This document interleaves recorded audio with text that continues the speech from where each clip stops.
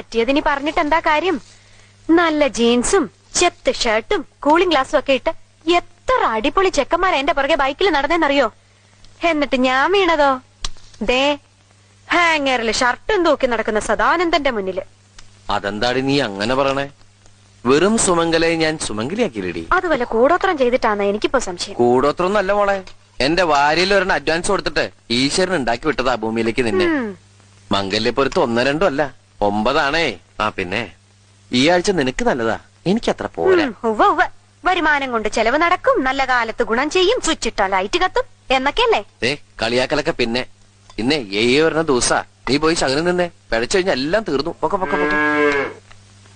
എന്താ ഈ പശു ഇങ്ങനെ കരയണേ? കഴിഞ്ഞ ആഴ്ച ഏലസ് പണിക്കരെ കൊണ്ട് മന്ത്രിച്ച് കെട്ടിച്ചാണല്ലോ. ഈ കരച്ചിലിന് ഏലസ് കെട്ടിയിട്ടൊന്നും കാര്യമില്ല. അതെന്താ? അതെന്ത് പറഞ്ഞ കരയണേന്നറിയോ? I love you. അടുത്തതിന് സമയായേ.